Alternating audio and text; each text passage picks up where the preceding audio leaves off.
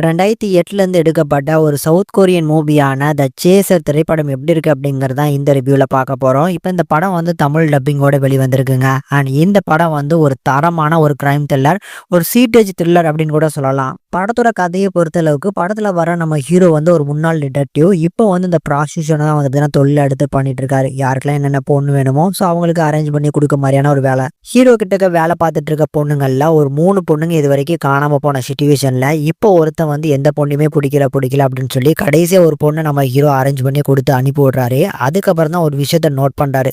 இதே கால் நம்பர்லேருந்து நம்ம நிறைய டைம் வந்து பார்த்தீங்கன்னா நம்மளுக்கு வந்திருக்க மாதிரியான ஒரு தாட்டு. ஸோ அதை செக் பண்ணி பார்க்கும்போது இது வரைக்கும் காணாமல் போன 3 பொண்ணுங்களும் இந்த நம்பர்லேருந்து காணாமல் போனதுக்கப்புறம் தான் வந்து பார்த்தீங்கன்னா அவங்க கிட்டக்க போனவங்க தான் ஸோ காணாமல் போயிருக்காங்க. ஸோ இவன் தான் அந்த நபர், இவன் தான் ஏதோ பண்ணுறான் அப்படின்னு சொல்லி நம்ம ஹீரோ இதுக்கப்புறம் ஃபாலோ பண்ணேன். ஸோ அந்த நபர், அதாவது இந்த ஃபோன் நம்பர்லேருந்து வரக்கூடிய நபர் என்ன பண்ணுதா அந்த 3 பொண்ணுங்களை. ஸோ நம்ம ஹீரோ இதுக்கப்புறம் என்ன மாதிரியான விஷயங்களை ஹேண்டில் பண்ண போகிறாரு அப்படிங்கிறத ரொம்ப அழகாக சொல்லியிருக்க படம் தான் இந்த சேசர்.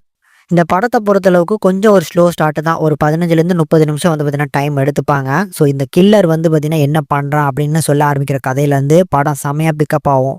பர்ஃபார்மன்ஸில் அந்த கில்லராக நடித்தவனும் சரி, நம்ம ஹீரோவும் சரி, சும்மா பர்ஃபார்மன்ஸ்லாம் மிரட்டி விட்டுருக்காங்க. மற்ற சப்போர்ட்டிங் கேரக்டர்ஸுமே அவங்களுக்கு எடுத்துக்கிட்ட ரோலை வந்து பார்த்தீங்கன்னா நல்லாவே பண்ணி கொடுத்துருந்தாங்க. இந்த படத்தோட ஓவரால் டூரேஷன் ஒரு 2 மணி நேரக்குள்ளே வருது. அதில் 1 மணி நேரம் கொஞ்சம் ஸ்லோ பேனாக இருந்தாலும் அதுலேயுமே நிறைய இன்ட்ரெஸ்டிங்கான சீன்ஸ் இருக்குது. ஆனால் செகண்ட் ஹாஃப் வந்து பார்த்தீங்கன்னா வேற லெவல் அப்படின்னே சொல்லுவேன். அதுலேயுமே படத்தோட கிளைமேக்ஸ் நம்ம ஹீரோவும் வில்லனும் மோதிக்கக்கூடிய அந்த போர்ஷன். ஸோ ஹீரோக்கு வந்து பார்த்தீங்கன்னா இது ஒரு மெயின் வேலையே கிடையாது. அவர் முன்னாள் டிடெக்டிவ் தான். ஆனால் அந்த பொண்ணை வந்து பார்த்தீங்கன்னா நாம தானே அனுப்பணும் அப்படிங்கிறதுக்காகவும் அந்த குட்டி பொண்ணுக்காகவும் வந்து பார்த்தீங்கன்னா போராடுவாப்ல.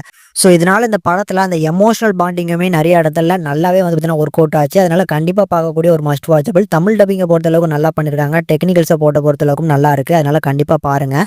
ஃபேமிலி வாட்சபிளா அப்படின்னு கேட்டிங்கன்னா பெரிய லெவலில் நூலிட்டியான காட்சிகள் இல்லை அப்படின்னாலும் ஸோ இந்த வைலன்ஸ் காட்சிகள் கொஞ்சம் ஹெவியாகவே இருக்குது அப்படிங்கிறனால கொஞ்சம் தனியாகவே உட்காந்து பார்த்து என்ஜாய் பண்ணுங்கள்.